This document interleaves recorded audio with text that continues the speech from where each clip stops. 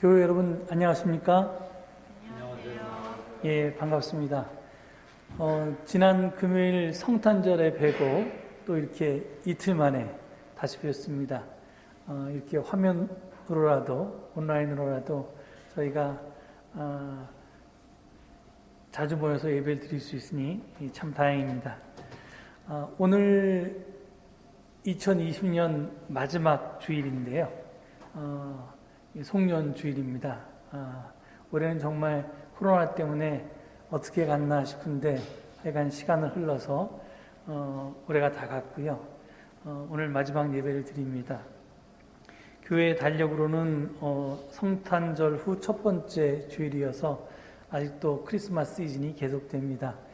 다음 주까지 새해 첫 주일인 다음 주일까지 저희가 크리스마스 시즌을 계속하게 됩니다. 오늘 본문은 그래서 이 성서일과표가 제시한 서신서 본문으로 그냥 하고요. 오늘 마지막 송년주일이지만 매월 네 번째 주일은 한일 공동기도를 드리는 주일이어서 니시가타마치 교회와 공동기도를 드립니다. 오늘 기도문은 야부타 야스하루 상이 작성했는데요. 오늘 이 예배를 통해서 한국과 일본에서 한 기도문이 드려지면서 우리의 바람이 하나님께 전달될 수 있으리라 믿습니다. 예, 오늘도 최소한의 인원들만 이렇게 모여서 예배를 드리는데요. 우리가 몸은 이렇게 멀리 떨어져 있어도 마음만은 가깝게 다시 하나님을 만나고 우리 교우들이 서로 만나는 귀한 예배가 될 수 있기를 바랍니다.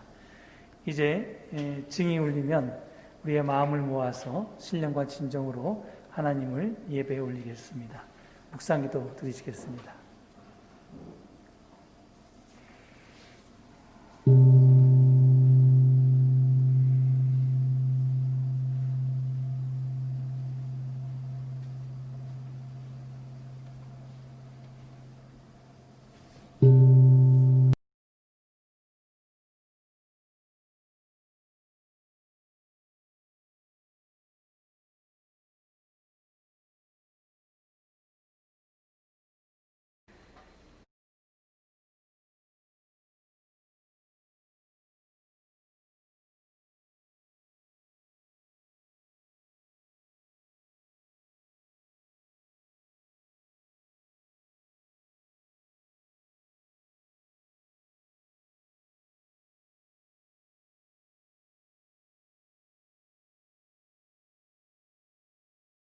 (2020년) 마지막 주일 예배를 하나님께 올려드립시다.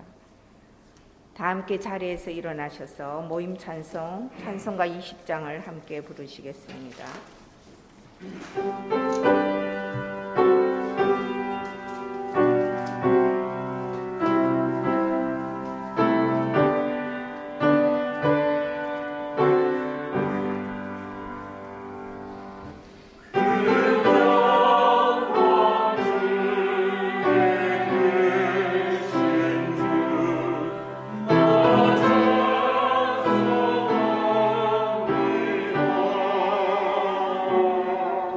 오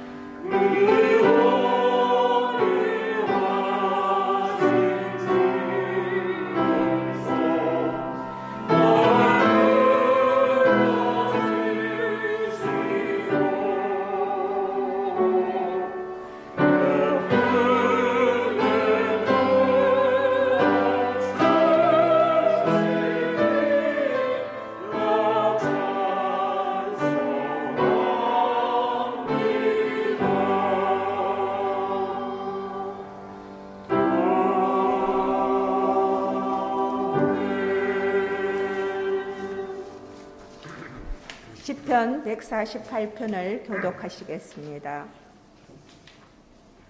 할렐루야, 하늘에서 주님을 찬양하여라. 높은 곳에서 주님을 찬양하여라. 해와 달아 주님을 찬양하여라. 빛나는 별들아 모두 다 주님을 찬양하여라. 온 땅아 주님을 찬양하여라. 모든 들짐승과 잡초들 기어다니는 것과 날아다니는 새들아. 세상의 모든 임금과 백성들, 세상의 모든 고관과 재판관들아, 종간과 자녀 노인과 아이들아. 모두 주님의 이름을 찬양하여라. 그 이름만이 홀로 높고 높다. 그 위엄이 땅과 하늘에 가득 차다. 할렐루야.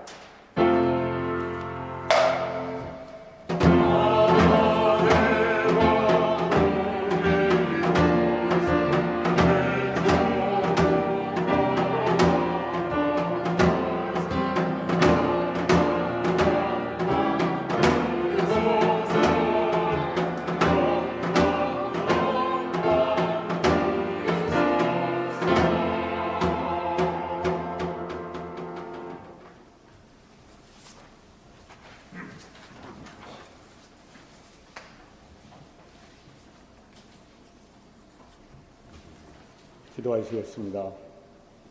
2020년 마지막 주일입니다. 코로나 바이러스의 확산으로 온라인으로나마 예배를 드리게 됨을 주님께 감사드립니다.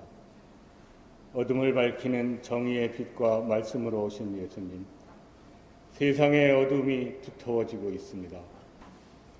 기후온난화로 작년은 폭염에 시달리고 올해는 폭우로 시달렸습니다. 어떻게 발생했는지 코로나 바이러스가 1년이나 전 세계를 공포에 몰아넣고 있습니다. 수구 세력의 준동에 개혁은 미진합니다. 코로나 사태에 대응이 약해 이동 노동자, 아이들을 학원에 보내는 셔틀 노동자, 건설 현장의 일일 노동자, 아파트 청소 노동자, 플랫폼 비정규 노동자 등등이 수익이 없이 파탄에 내몰리고 있습니다. 코로나 사태로 갑자기 몰린 일거리의 택배 노동자는 분류 업무까지 하면서 이중의 일을 하다가 죽기까지 하고 있습니다. 산업 현장에서의 재해는 사망자만 1,000명에 이릅니다. 내 집 마련, 아니 전세 비용이 너무 높아 젊은이들이 결혼까지 포기하거나 미루는 사태에 이르렀습니다. 그럼에도 최상위 10%는 재산을 늘리고 있습니다. 권력자들의 부정부패가 이쪽 저쪽에서 썩은 냄새를 풍깁니다. 인간이 부패하고 하나님의 정의를 거부했을 때 노아의 홍수에서처럼 소돔과 고모라의 불벼락처럼 하나님은 인류를 멸절시켰습니다. 한국 사회가 이런 위기에 빠져들고 있는 건 아닌지 걱정스럽습니다. 하나님께서 예수님을 보내주신 것은 타락한 세상을 없애기보다는 가난하고 힘없는 사람을 제대로 인간답게 정의로운 세상으로 살게 할 수 있는 세상을 만들라는 계시인 줄 믿습니다. 우리 모두 예수님의 뜻을 따라 살려고 노력하는 줄 믿습니다. 개혁에 지치고 미흡함에 실망의 소리가 들립니다. 개혁 세력이 거대한 보수 동맹 세력에 얹혀 흔들리고 있습니다. 어쩌면 개혁은 우리 세대를 넘어 자손 대대로 몇백 년이 걸릴 수도 있을지 모르겠습니다. 그리고 촛불의 힘은 수시로 필요합니다. 또한 공격의 빌미를 받지 않도록 내부 혁신도 필요합니다. 눈이 있어도 불의를 외면하고 입이 있어도 말을 하지 못하고 외면하는 유령 같은 삶을 사는 비정규직 노동자가 너무나 많고 대부분입니다. 아니, 아예 이 세상에서 체념하는 삶을 사는지도 모르겠습니다. 장님을 눈뜨게 하고 안전뱅이를 일으키고 죽을 병을 낫게 해주고 수천 명에게 먹을 것을 나누어 주던 오병이어의 기적이 비정규직 노동자, 희망을 포기한 청년들에게 일어날 수 있도록 힘을 주시옵소서. 우리 교회 주변에도 인쇄노동자, 섬유노동자, 수레음단직 노동자, 무수히 많은 도소매업에 종사하는 어려운 삶을 살아가는 사람들이 있습니다. 이들이 스스로 설 수 있도록, 교회가 이들의 희망태가 될 수 있도록 예수님의 기적이 일어나도록 도와주소서. 우리 성도들이 한 사람씩 조그만 힘을 보태 희망을 꿈꾸는 공동체가 되도록 도와주소서. 특별히 작년, 올해, 과거 교회가 핍박받던 시절 교회를 지키고 사회의 민주화를 위해 고생하신 어르신들이 너무 일찍 우리 곁을 떠나가셨습니다. 병상에 계시거나 요양 중이신 분들 모두 쾌차하시고 코로나 사태가 빨리 종식되어 환한 얼굴로 교회에서 다시 보기를 기도합니다. 내년에는 코로나를 극복하고 새로운 세상, 정의로운 일을 위해 많은 일을 할 수 있는 교회가 되기를 기도합니다. 이제 예배의 시종을 주님께 맡기오며 육신과 영혼이 지친 모두에게 힘을 주시는 우리 주 예수 그리스도의 이름으로 기도드렸습니다. 아멘. 하늘에 계신 우리 아버지여, 이름을 거룩히 여김을 받으시오며 나라가 임하옵시며 뜻이 하늘에서 이루어진 것 같이 땅에서도 이루어지이다. 오늘 우리에게 일용할 양식을 주시옵고 우리가 우리에게 죄 지은 자를 사하여 준 것 같이 우리 죄를 사하여 주시옵고 우리를 시험에 들게 하지 마시옵고 다만 악에서 구하시옵소서. 나라와 권세와 영광이 아버지께 영원히 있사옵나이다. 아멘.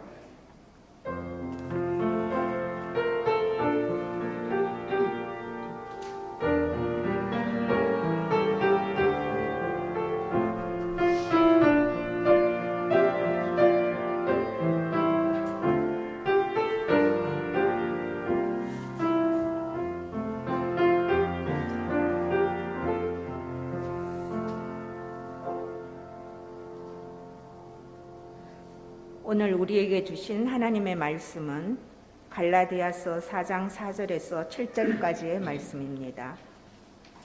주보에 있는 말씀을 한 목소리로 봉독하겠습니다. 그러나 기한이 찼을 때에 하나님께서는 자기 아들을 보내셔서 여자에게서 나게 하시고 또한 율법 아래에 놓이게 하셨습니다. 그것은 율법 아래에 있는 사람들을 속량하시고 우리로 하여금 자녀의 자격을 얻게 하시려는 것이었습니다. 그런데 여러분은 자녀이므로 하나님께서 그 아들의 영을 우리의 마음에 보내주셔서 우리가 하나님을 아빠, 아버지라고 부를 수 있게 하셨습니다. 그러므로 여러분 각 사람은 이제 종이 아니라 자녀입니다. 자녀이면 하나님께서 세워주신 상속자이기도 합니다. 아멘. 성가대의 찬양이 있겠습니다.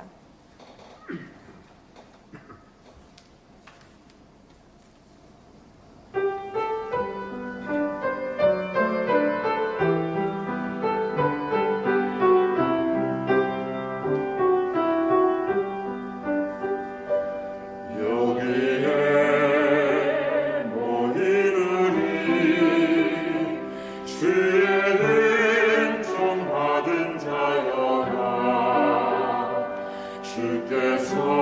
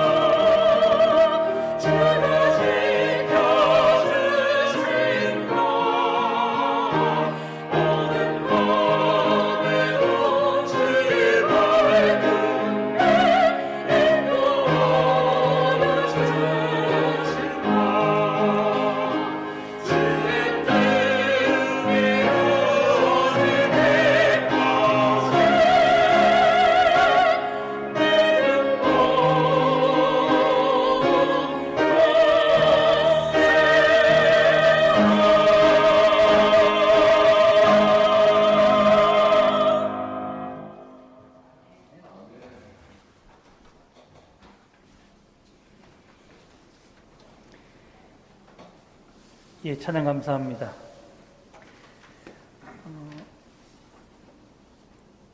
2020년 마지막 주일입니다. 한국 교회는 송년주일이라고 부르죠. 그렇지만 교회 전례 달력으로는 성탄절 후 첫 번째 주일입니다. 그러니까 아직도 크리스마스 시즌이 계속되고 있다는 말입니다. 그래서 성서 일과표가 제시하는 본문 역시 크리스마스 본문입니다. 복음서 본문은 누가복음 2장 20절에서 40절인데요. 그 내용이 뭐냐면 예수의 부모가 정결 예식을 위해서 아기 예수를 데리고 예루살렘 성전에 갔다가 의롭고 경건한 사람으로서 이스라엘의 위로를 기다리던 노인 예언자 시므온을 만나서 이렇게 대화를 나눈 그 이야기입니다. 그는 성령의 인도로 아기 예수를 자기 팔로 받아서 안고 하나님을 찬양하여서 이렇게 말합니다. 주님, 이제 주님께서는 주님의 말씀을 따라 이 종을 세상에서 평안히 떠나가게 해 주십니다. 내 눈이 주님의 구원을 보았습니다. 주님께서 이것을 모든 백성 앞에 마련하셨으니 이는 이방 사람에게는 계시하는 빛이요 주님의 백성 이스라엘에게는 영광입니다. 이 찬양은 약속과 성취의 주제를 아주 강력하게 선포하고 있습니다. 시므온이 간절히 열망해 왔던 것, 이스라엘이 염원해 왔던 것이 이제 이루어졌다는 것입니다. 즉 예수 안에서 하나님의 구원이 나타났으며 이것은 이방인들에게는 계시고 그리고 이스라엘에게는 영광입니다. 이제 시므온은 평안히 죽을 수 있게 되었습니다. 구원을 볼 때까지 살게 해달라고 했는데 이제 봤으니까 편안하게 눈을 감을 수 있게 됐다는 겁니다. 이와 함께 주어진 서신서 본문이 방금 전에 읽었던 갈라디아서 4장 4절로 7절입니다. 본문은 이렇게 시작합니다. 그러나 기한이 찼을 때 하나님께서는 자기 아들을 보내셔서 여자에게서 나게 하시고 또한 율법 아래 노예하셨습니다. 그것은 율법 아래에 있는 사람들을 속량하시고 우리로 하여금 자녀의 자격을 얻게 하시려는 것이었습니다. 이 4절과 5절이 이 성탄 이야기를 가리킨다고 보아서 서신서 본문이 된 것 같습니다. 그런데 여기서 이어지는 6절과 7절의 말씀은 초점이 조금 바뀝니다. 여러분은 자녀이므로 하나님께서 그 아들의 영을 우리의 마음에 보내주셔서 우리가 하나님을 아빠, 아버지라고 부를 수 있게 하셨습니다. 그러므로 여러분 각 사람은 이제 종이 아니라 자녀입니다. 자녀이면 하나님께서 세워주신 상속자이기도 합니다. 제가 오늘 무게를 두고 나누고 싶은 이야기는 4절, 5절이 아니라 6절, 7절입니다. 그래서 6절에 나오는 아빠, 아버지라는 단어를 증언의 제목으로 삼았습니다. 우리말 아빠, 아버지의 그리스어 원어는 아바호 파르테입니다. 영어로 직역하면 daddy, the father 정도 됩니다. 그래서 우리말로 아빠, 아버지라고 이렇게 번역한 것입니다. 이 아빠라는 표현이 굉장히 중요한데요. 이에 대해서는 조금 후에 다시 말씀드리겠습니다. 제가 먼저 말씀드리고 싶은 것은 이 아빠, 아버지라는 표현이 우리말 성경에 3번 나온다는 것입니다. 하나는 오늘 본문이고요. 갈라디아서 4장. 그리고 다른 하나는 마가복음 14장 36절의 말씀입니다. 이 말씀은 뭐냐면 예수님이 겟세마네 동산에서 드렸던 기도문입니다. 제가 읽어볼게요. 예수께서는 이렇게 말씀하셨다. 아빠, 아버지께서는 모든 일을 하실 수 있으시니 내게서 이 잔을 거두어 주십시오. 그러나 내 뜻대로 하지 마시고 아버지의 뜻대로 하여 주십시오. 우리가 잘 아는 너무나도 유명한 기도문입니다. 그런데 지금 이 기도문에서 알 수 있듯이 평소에 예수님은 하나님을 아빠, 아버지라고 불렀습니다. 그러니까 이게 지금 마가복음에 한 번밖에 안 나오지만 예수님은 늘 이렇게 기도하셨을 것으로 추측이 됩니다. 그리고 이 아빠 아버지라는 표현이 나온 세 번째 구절은 로마서 8장 15절입니다. 그런데 이 본문은 오늘 본문과 깊이 연관되어 있습니다. 그래서 15절뿐만 아니라 14절서부터 17절까지를 여러분께 소개하고자 합니다. 사실 제가 처음 이 갈라디아 4장 4절에서 7절의 말씀을 읽고 이걸 어떻게 설교하지? 이렇게 이 본문이 굉장히 어렵게 느껴졌는데 이 본문을 조금 더 쉽게 풀이해 놓은 것이 바울 자신의 말로 로마서 이 8장에 있는 말씀입니다. 굉장히 긴데요. 그 중에서 이제 일부만 발췌해서 14절부터 17절까지를 읽어드립니다. 하나님의 영으로 인도함을 받는 사람은 누구나 다 하나님의 자녀입니다. 여러분은 또다시 두려움에 빠뜨리는 종살이의 영을 받은 것이 아니라 자녀로 삼으시는 영을 받았습니다. 그래서 우리는 그 영으로 하나님을 아빠, 아버지라고 부릅니다. 바로 그때 그 성령이 우리의 영과 함께 우리가 하나님의 자녀임을 증언하십니다. 자녀이면 상속자이기도 합니다. 우리가 그리스도와 함께 영광을 받으려고 그와 함께 고난을 받으면 우리는 하나님이 정하신 상속자요 그리스도와 더불어 공동 상속자입니다. 이렇게 되어 있습니다. 이 로마서 말씀에는 오늘 본문인 갈라디아서와 비슷하게 하나님의 영이란 말도 나오고요. 또 하나님의 자녀란 말도 나오고요. 종살이란 말도 나오고 상속자 같은 단어가 등장합니다. 그래서 사실은 쌍둥이 말씀이라고 할 정도로 굉장히 비슷한 말씀입니다. 여기에 대해서는 나중에 다시 다루기로 하겠습니다. 한편 학자들은 우리말 성경에는 없지만 아빠, 아버지라는 표현이 쓰인 곳이 또 하나 더 있다 이렇게 말합니다. 그것은 우리가 오늘도 외웠던 주기도문의 말씀입니다. 주기도문은 마태복음 6장에도 나오고요. 그 다음에 누가복음 11장에도 나오고요. 그리고 성경엔 들어와 있지 않지만 외경인 디다케에도 나옵니다. 조금씩 내용이 다르긴 한데 거의 비슷하긴 하죠. 그래서 하여튼 세 개의 판본이 세 개의 버전으로 우리에게 전해지는데 그 성서학자들은 그리스어로 된 첫 번째 구절 마태복음이나 디다케는 하늘에 계신 우리 아버지 이렇게 시작합니다. 그런데 이제 누가복음은 그냥 아버지 이렇게 시작하는데요. 하여튼 이 예수님이 제자들이 기도를 가르쳐 달라고 했을 때 이 기도문을 가르쳐 주셨는데 예수님은 그리스 말을 할 줄 몰랐을 테니까 당연히 모국어인 아람어를 썼을 텐데요. 예수님 당시에 그 유대 사람들은 다 아람어를 썼거든요. 그러니까 이 아람어로 아마 기도문을 가르쳐 주셨을 텐데 그 아람어 원어는 그냥 아바였을 것이다.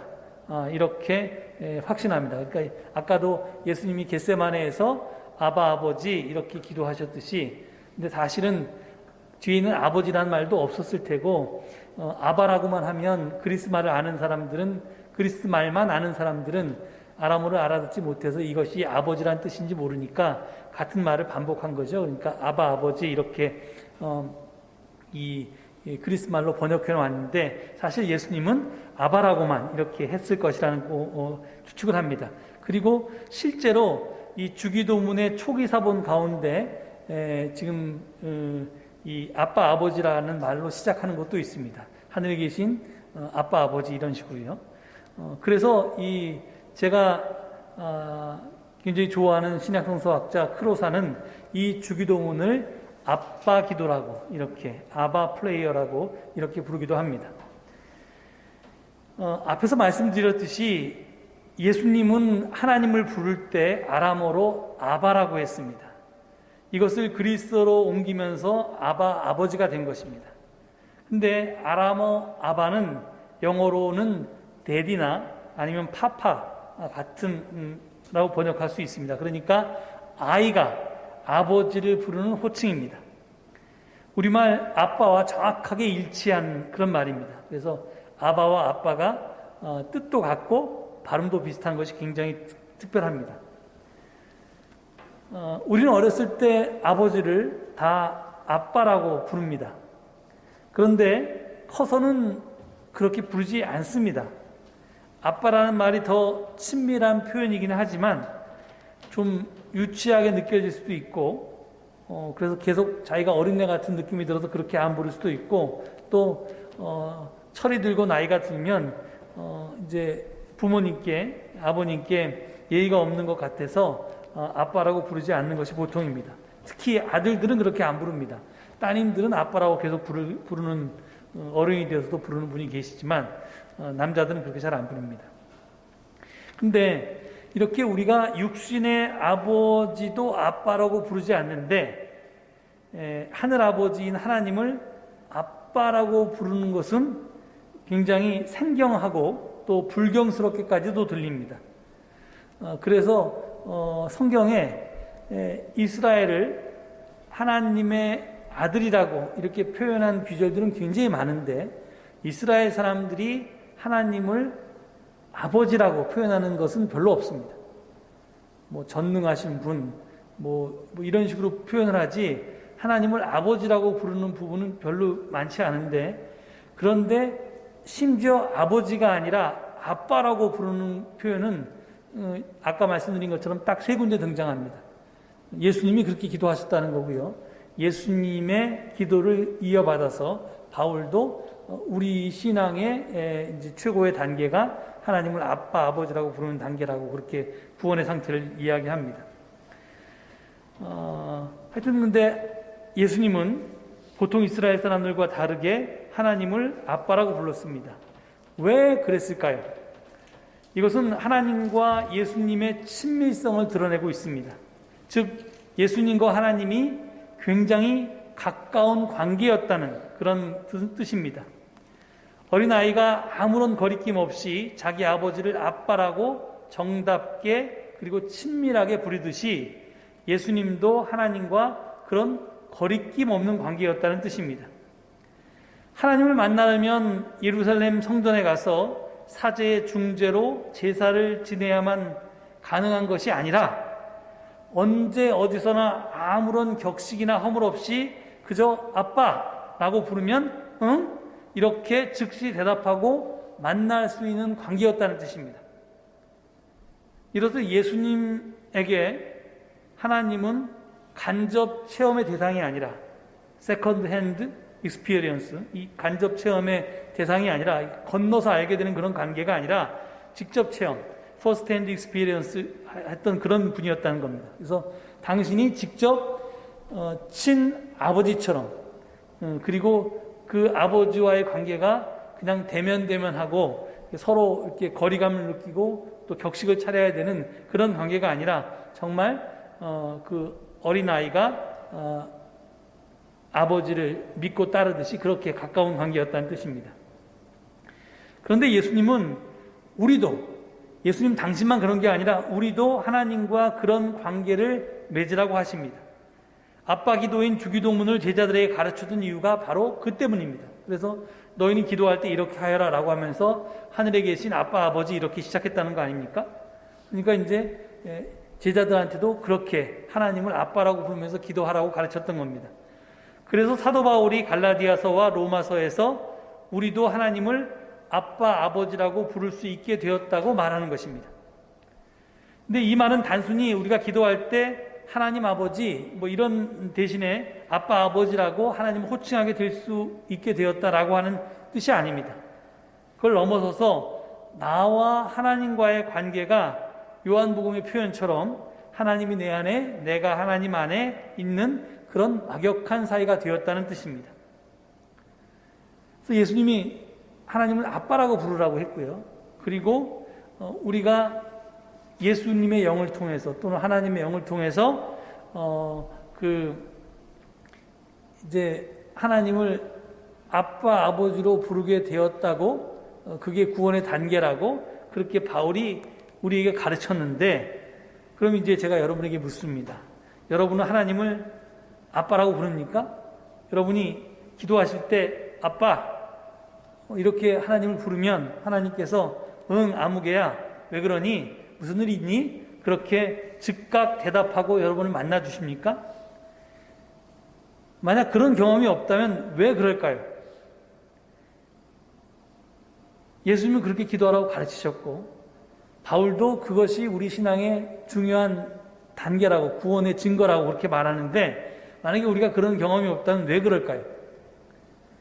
그 답은 본문 6절에 있습니다. 오늘 본문 6절을 보면 하나님께서 그 아들의 영을 우리의 마음에 보내주셔서 우리가 하나님을 아빠, 아버지라고 부를 수 있게 하셨습니다 라고 증언하고 있습니다. 이 증언에 따르면 아무나 하나님을 아빠, 아버지라고 부를 수 있는 것이 아닙니다. 아들의 영이 우리 마음 가운데 있을 때만 가능합니다. 제가 앞서서 쌍둥이 말씀인 로마서 8장도 있다고 그랬는데요. 바울의 말인데 로마서 8장 역시 같은 증언을 합니다. 거기서는 이제 아들의 영이 아니라 하나님의 영이라는 말을 쓰는데요. 거기서도 바울은 우리가 하나님의 영으로 말미암아 하나님을 아빠, 아버지라고 부른다고 그렇게 증언하고 있습니다. 내가 내 입으로 하나님을 아빠, 아버지라고 부르는 것이 아니라 아들의 영, 즉 예수 그리스도의 영이나 하나님의 영을 통해서 내가 하나님을 아빠, 아버지라고 부른다는 말이 도대체 무슨 말일까요? 바울의 이 말이 뜻하는 바는 우리는 능력을 받기 위해서 하나님께 기도한다고 그렇게 생각합니다만 사실은 그것이 아니라는 겁니다. 우리는 하나님에 의해서 기도할 능력을 받는다는 뜻입니다. 그러니까 we pray to God for empowerment. 우리가 이 empowerment를 위해서 받기 위해서 하나님께 기도하는 게 아니라 we are empowered by God to pray라는 겁니다. 그러니까 우리가 하나님에 의해서 기도할 힘을 공급받는다는 뜻입니다. 이게 바울이 얘기하는 주장입니다. 즉 우리 안에서 우리와 더불어 우리로부터 아빠, 아버지라고 외치는 것은 하나님 자신의 영의 선물이라는 것입니다. 즉 우리는 스스로 아빠 기도를 할 수 없으며 오직 성령의 능력을 통해서 그 능력에 의해서만 아빠 기도를, 아버지를, 하나님을 아빠라고 기도할 수 있다는 겁니다. 그래서 지금 이 갈라디아서와 쌍둥이 말씀이 있는 로마서 8장에 보면 거기 26절에 보면 우리는 어떻게 기도해야 할지 알지 못한다고 그렇게 얘기합니다. 도대체 바울은 여러 서신에서 기도하십시오. 또 나는 기도하고 있습니다. 이렇게 이야기를 반복하면서 항상 기도하라고까지 데살로니가 전서에서 말했는데 지금 로마서 8장 그 마지막 쓴 그의 편지에서는 우리는 어떻게 기도해야 할지 모른다고 알지 못한다고 이렇게 표현하고 있는데 이게 도대체 앞뒤가 모순된 이 말이 뭐냐면 그러니까 이 아빠 기도를 하는 것은 우리가 하는 게 아니라 그 바로 다음 말 우리는 어떻게 기도해야 할지도 알지 못하지만 성령께서 친히 이루 다 말할 수 없는 탄식으로 우리를 대신하여 간구하여 주십니다 라고 증언하는 이유입니다. 그렇습니다. 바울이 주장은 명백합니다. 우리는 우리 스스로 또는 혹은 우리 자신의 힘으로 하나님 아버지께 아빠 기도를 드릴 수가 없습니다.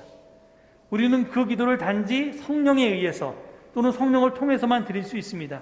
달리 말하면 오직 성령께서만 우리 안에서 우리를 위해서 우리를 통해서 이 기도를 드릴 수 있다는 겁니다. 좀 더 정확하게 말하면 그 기도는 하나님의 영과 우리 인간의 영 사이에 이 합력해서 드리는 공동 기도입니다. 우리는 스스로 기도하지 못하고 하나님이 우리 안에서 기도한다는 말이 알 듯 모를 듯합니다. 알쏭달쏭합니다. 하나님의 영이 우리 안에 있지 않은 상태를 그래서 표현하는 게 오늘 본문에 있는데 그 본문은 율법 아래에 놓여 있다는 말을 표현합니다. 그리고 로마서 8장 15절은 하나님의 영이 아니라 종살이의 영을 받았다고 표현합니다. 이를 쉽게 말하면 내가 하나님의 마음에 들려고, 하나님께 잘 보이려고, 하나님께 인정받으려고, 하나님의 마음 안에 들어가려고 하는 상태를 바로 율법 아래에 있는 것, 그 다음에 종살이한다 하는 상태라고 이렇게 표현합니다. 그 반대는 내 마음에 하나님이 들어오신 상태입니다. 즉 하나님의 마음에 들어가기를 바라는 상태에서 내 마음에 하나님의 들어오시기를 바라는 상태로의 전환, 이것이 구원의 출발이라고 바울은 지금 우리에게 주장하고 있는 겁니다. 하나님이 또는 하나님의 영이 우리 안에 들어오면 만사가 해결된다는 겁니다. 예수가 우리에게 가르친 하나님은 빅브라더 하나님이 아닙니다. 아빠 하나님입니다. 우리가 하나님께 받아들여지기 위해서는 어떤 자격 요건을 갖춰야 하는 것이 아니라는 말입니다. 우리의 약점과 허물까지도 받아 안으시는 하나님의 사랑에, 그 사랑의 하나님의 우리가 마음을 열기만 하면 된다는 겁니다. 중요한 것은 우리가 하나님의 용서하시는 사랑과 은혜를 깊이 체험하는 것입니다. 하나님께 잘 보이려고 아둥바둥하는 게 아니라 그저 나에게 다가오시는 하나님을 체험하기만 하면 된다는 겁니다. 그 사랑과 용서의 경험을 통해서 우리 속사람은 새로워지고 주님의 마음과 우리의 마음이 공명을 일으키는 것입니다. 바울을 비롯한 수많은 크리스천들이 크리스천으로 전향하면서 경험했던 것이 바로 이것이었습니다. 전향 전까지 그들을 온통 사로잡았던 것은 자신을 하나님께서 받아들일 만한 사람으로 만들어야 한다는 강박관념이었습니다. 하지만 어느 날 그 강박관념은 다 깨지고 그리스도를 통해서 주어지는 하나님의 사랑을 그냥 감사함으로 받아들이게 되었습니다. 하나님의 마음에 들어야 한다는 강박관념이 이제 사라지고 하나님의 사랑과 은총에 오롯이 마음을 연 사람으로 바뀐 것입니다. 이것이 바울이 우리에게 요구하는 상태입니다. 그것이 믿음으로 은총을 통해서 의롭게 되었다라고 하는 그의 주장의 뜻이기도 합니다. 인도에 아주 나이 많은 노인 한 분이 있었답니다. 그분은 날마다 새벽이면 겐지스 강둑에 나 있는 커다란 나무 밑에 앉아서 명상을 하곤 했습니다. 어느 날 아침에 노인이 막 명상을 마치고 눈을 떴는데 전갈 한 마리가 저기 거센 강물에 떠내려오는 게 보였습니다. 이 떠내려가던 전갈은 나무 가까이에 오자 이 강물 속으로 뻗어내린 나무 뿌리에 걸렸습니다. 그리고 이 전갈은 그 나무 뿌리에서 벗어나려고 막 이렇게 발버둥을 쳤는데 그게 죽을 힘을 썼지만 이 얼기설기 엉켜있는 뿌리가 점점 더 그 전갈을 얽어냈습니다. 이제 더 엉킨 거지요. 이것을 본 노인은 길게 늘어진 나무 뿌리 쪽으로 몸을 굽혀서 물에 빠진 전갈을 구워내고자 이렇게 손을 뻗쳤습니다. 그런데 노인의 손이 전갈에 닿자마자 전갈이 사납게 노인의 손을 쏘아버렸습니다. 그 순간 노인은 본능적으로 움찔하면서 소를 잡아당겼겠죠. 하지만 곧 다시 몸의 균형을 잡고 전갈을 구하려고 또 몸을 기울였습니다. 그리고 손을 뻗었습니다. 그러나 노인의 손이 전갈에게 이를 때마다 전갈은 독이 있는 꼬리로 사정없이 그 노인의 손을 쏘아서 노인의 손은 부어올랐습니다. 노인은 그 고통을 참느라고 얼굴이 찡그러졌습니다. 바로 그때 지나가던 한 사람이 그 광경을 보고 있다가 쯧쯧거리면서 소리를 쳤습니다. 저런 어리석은 늙은이를 보았나? 정신 나간 것 아니요?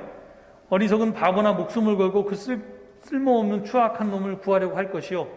그 배은 망덕한 것을 구하려다가 당신 죽을 것을 모른단 말이요? 이렇게 핀잔을 주었습니다.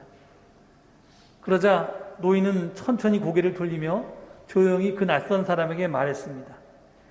여보게, 쏘는 것은 전갈의 천성 아닌가? 그렇다고 그것을 구해주고자 하는 내 천성을 포기해야 할 것까지는 없지 않은가? 그렇습니다. 전갈처럼 물고 쏘아대고 배은망덕한 우리를 위해서 주님은 오셨습니다. 주님의 오심은 말할 수 없는 사랑입니다. 하나님은 우리를 구하시려고, 구원하시려고 당신이 상처받고 죽임까지 당하심을 마다하지 않고 우리에게 다가오시고 우리 안으로 들어오고자 하십니다. 그런데 우리는 여전히 주님을 밀어내고 있지 않습니까? 이제 우리의 마음을 열어서 하나님이 우리 안에 들어오실 수 있도록 하십시오. 하나님의 영이 우리의 마음을 주장할 수 있도록 하십시오. 어린아이가 자기 아빠를 전적으로 믿고 따르듯이 하나님을 아빠처럼 믿고 따라 보십시오. 그러면 우리는 종이 아니라 자녀가 된다는 것입니다. 그리고 나아가서 상속자가 된다고 바울은 이야기합니다. 여기서 바울이 아빠 기도의 결과가 단순히 내가 종으로부터 해방되는 것, 자유로워지는 것이 아니라고 하는 것에 주목해야 합니다. 그 최종적 결과는 상속입니다. 상속은 권리와 의무를 이어받는 것입니다.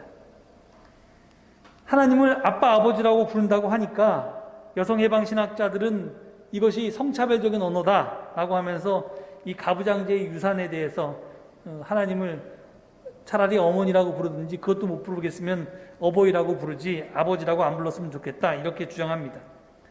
그런데 사실 이걸 길게 얘기할 시간은 없지만 성서가 아버지라고 표현할 때는요 어머니라는 뜻도 포함한 말이고요. 그리고 이것이 아버지를 뜻하는 게 아니라 정확한 번역은 집주인, 세대주를 뜻합니다. 영어로는 하우스홀더죠. 그러니까 우리가 하나님을 아버지라고 부를 때 그 하나님은 어떤 분이냐면 가장을 뜻합니다. 가장. 가부장이 아니라 사실은 가장입니다. 그 집안을 이렇게 집안의 최고 책임자라고 할까요? 그런 분입니다. 그러니까 어떤 가장이 좋은 가장이냐 하면 자기 가정에 속한 모든 권속들을 똑같이 사랑하고 그들이 무엇인가 필요할 때 그 필요를 공급해주고 그 다음에 누구는 많이 주고 누구는 적게 주는 게 아니라 모든 사람에게 다 넉넉하게 나누어주는 그런 가장이, 그런 세대주가, 그런 집주인이 좋은 집주인이라는 거죠. 그것이 이제 바울이 생각한 하나님의 모델이었습니다.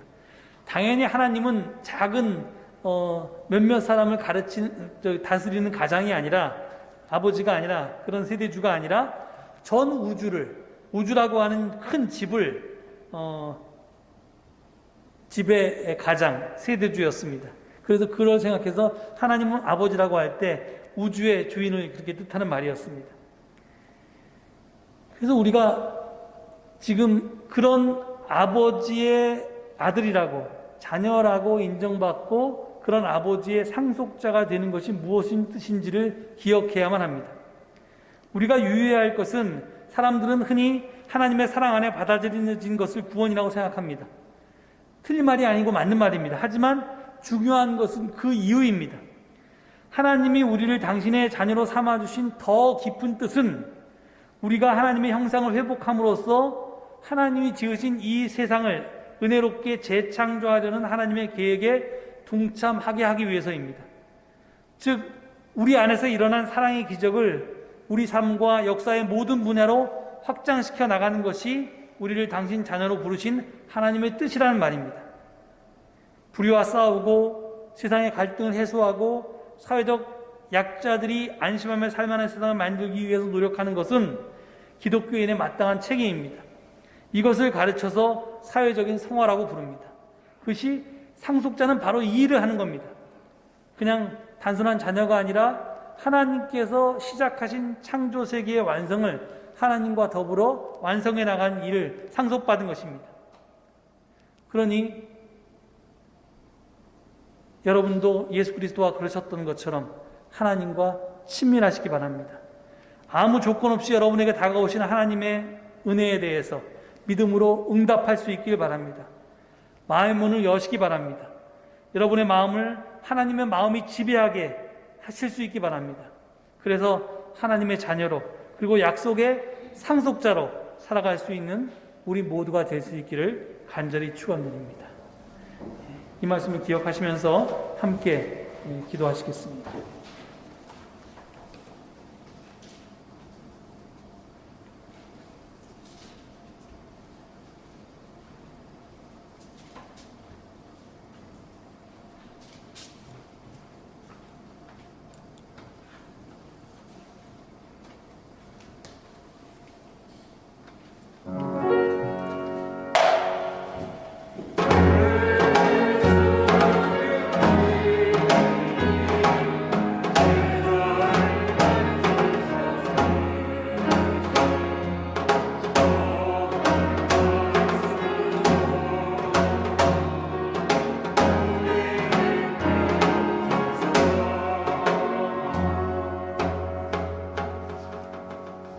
감사 찬송 484장을 함께 부르시겠습니다.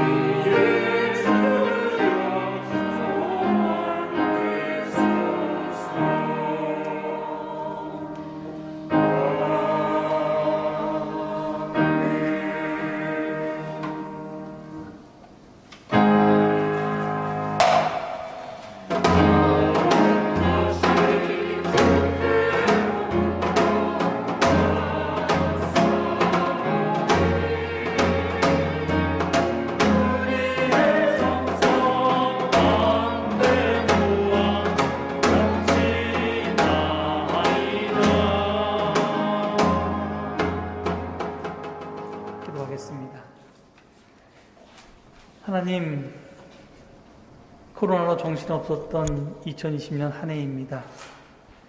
하지만 하나님의 은혜 가운데서 여기까지 올 수 있었음을 감사드립니다.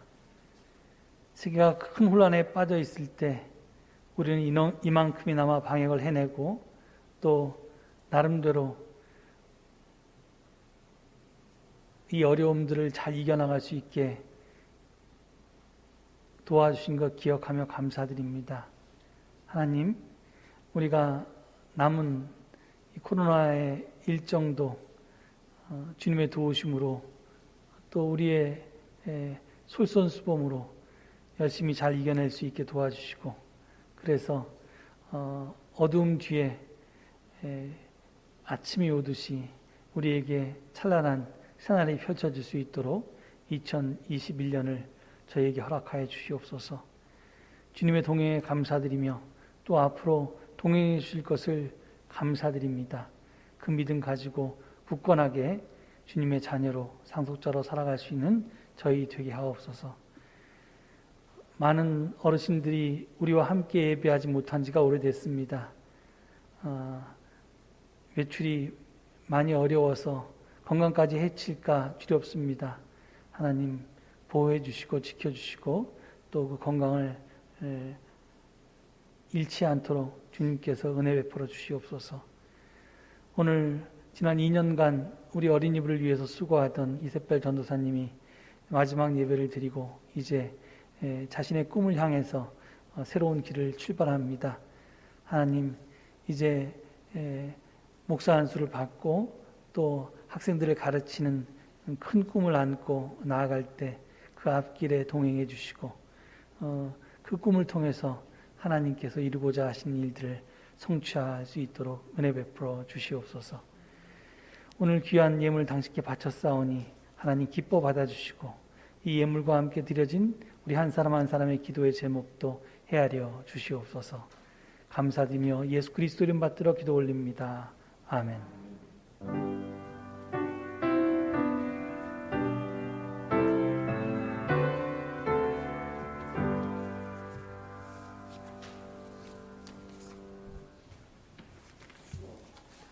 다 같이 곁에 계신 분들과 평화의 인사를 나누시겠습니다. 공동체 소식 나눔의 시간입니다. 주보 뒤편에 있습니다. 오늘은 2020년 마지막 주일입니다. 올해 송구 영신 예배는 31일 목요일 오후 11시 반부터 온라인 줌으로 드립니다. 모두 들어오셔서 새해 첫 시간을 예배와 친교로 시작하시기 바랍니다. 짧은 목사님의 신년 메시지와 덕담이 있고요. 성가대 축하 찬양이 있습니다. 이어서 성도님들 간의 덕담과 인사의 시간입니다. 이 시간을 놓치지 마시기 바랍니다. 3번입니다. 비대면 상황인 관계로 2021년도 기도 제목과 헌금 약정을 전자 설문지로 작성해 주시기 바랍니다. 목회실에서 발송한 문자 링크를 누르면은 전자 설문지로 자동으로 연결되니 이름, 기도 제목, 주정 헌금, 선교 헌금, 강당 꽃 순으로 설문에 답해 주시면 됩니다. 내년의 선교 헌금은 해외 선교와 노숙자 선교를 위해서 쓰일 예정입니다. 4번입니다. 약정한 헌금은 결석한 주일에도 드리는 것이 원칙이니 12월 31일까지 주정 헌금 등을 납부해 주시면 감사하겠습니다. 5번 온라인 독서 소모임 그림반은 30일 오전 10시 30분에 온라인 토론 소모임은 이어서 6번입니다. 주제 중대재해기업처벌법이라는 주제로 수요일 오후 8시에 온라인 줌으로 모입니다. 동참을 원하시는 분은 신현식 목사님께 연락해 주시기 바랍니다. 오늘 모임입니다. 7번 예산결산위원회가 오늘 오후 1시 반 온라인 줌으로 또 연말 두 번째 당회가 오늘 오후 2시에 온라인 줌으로 열립니다. 노숙자 마스크 및 과일 배포는 29일 화요일 오후 5시에 교회에서 있겠습니다.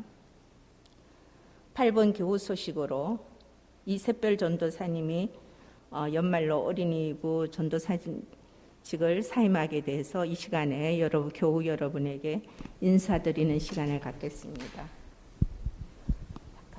마이크를 가져가겠습니다. 네, 안녕하세요. 어린이부 전도사 이세별 전도사입니다. 벌써 2년이라는 시간 동안 함께 해주셔서 무엇보다 감사하다는 말씀 드리고 싶고, 특히 어린이부 친구들인 우리 동규와 태규 그리고 산유와 강유 그리고 재현이와 대현이 함께 해주어서 고맙다는 말 드리고 싶습니다. 그리고 정은진 목사님을 비롯하여서 함께 동역해 주신 목사님들께도 다시 한번 감사드린다는 말씀 드리고 싶고요. 코로나로 어수선하지만 다음 새해에는 성도님 모두가 다 평안하시고 건강하시기를 기도드리겠습니다. 네, 함께 해주셔서 감사합니다. 감사합니다. 9번 중보기도에 부탁드립니다. 투병 중인 김중자 장로님, 박졸건 권사님, 양무영 권사님, 유영지 학생, 책풍식 장로님을 위해서, 또 요양 중인 여러 권사님들을 위해서, 코로나19로 어려움을 겪고 있는 교우들과 그 사업체를 위해서 중보기도해 주시기를 부탁드립니다. 이제 다 같이 일어나셔서 순서지에 나와 있는 한일 공동기도를 드리겠습니다. 이번 한일 공동기도문은 니시가타마치 교회 야푸타 야스하루상이 작성하였습니다. 천지 만물을 창조하신 하나님, 예수님의 탄생을 축하하는 성탄절에 이어 다시 2020년 송년주일로 예배드리게 하심에 감사드립니다. 올해가 시작됐을 때 우리는 신종 바이러스가 유행하여 수많은 감염자와 사망자가 생기고 또 온 세계가 혼란에 빠지라는 것을 전혀 예상하지 못했습니다. 지금 서울제일교회는 계속해서 비대면으로 예배를 드리고 있고 니시카타마치 교회는 방역을 위해 대면 예배를 일시 중단했다가 다시 재개한 후에도 성찬식과 찬송가 소리가 없는 예배를 드리고 있습니다. 자비로우신 주님, 우리 인류의 죄로 인해 어려움에 빠진 우리를 구해 주옵소서. 코로나19로 있는 사람들, 밤낮을 가리지 않고 일하는 의료인들, 뜻하지 않게 일자리를 잃은 사람들, 가족과 만나지 못하고 혼자 지내는 사람들, 여러 곤란성에 있는 사람들을 도와주시옵소서. 이 위기에서 벗어나려고 최선을 다하고 있는 온 세계 많은 사람들에게 지혜와 힘을 주시옵소서. 하나님, 이 땅에 구세주 예수님을 보내주시고 말씀을 통해 소망을 품게 하심에 감사를 드립니다. 코로나 팬데믹 속에서 사는 우리와 동행하며 격려하는 예수님이 계셔서 큰 위로가 됩니다. 또 성경 말씀은 혼란 속에서 견디게 하는 든든한 기둥입니다. 주님의 자비하심에 감사드립니다. 지금 당신에게 예배를 드리고 있는 모든 교회와 사람들을 축복해 주옵소서. 여러 가지 상황으로 예배에 참석 못한 형제 자매를 축복해 주옵소서. 당신이 맺어주신 니시카타마치 교회와 서울제일교회의 형제 자매가 서로 손을 잡고 다시 만나 기쁨을 나누는 날을 간절히 소망합니다. 구세주 예수 그리스도의 이름으로 기도합니다. 아멘.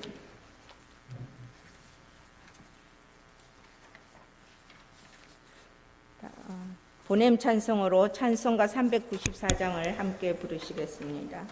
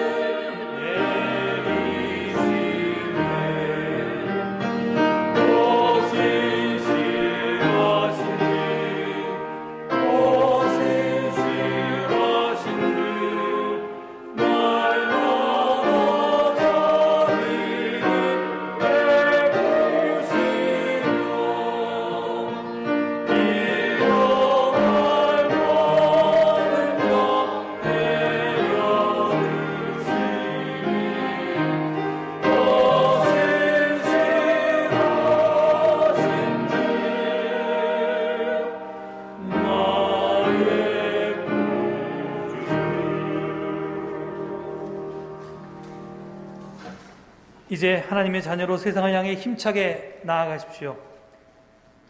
또 자녀를 넘어 상속자로 하나님이 창조한 세계를 정의롭게 만들어 가십시오. 그리고 그 가운데서 하나님의 사랑으로 언제나 승리하십시오. 이제는 예수 그리스도의 구원하시는 은혜와 하나님의 무한하신 사랑과 함께 하시며 인도하시는 성령님의 도우심이 오늘 2020년 마지막 주일을 맞아서 하나님의 앞에 나와 예배하고 하나님의 자녀로 상속자로 살기로 다짐하며 다시 세상으로부터 돌아가는 주의 백성들 위해 저들의 가정과 일터 위에 지금부터 영원토록 함께 하옵시기를 간절히 축원하옵나이다. 아멘.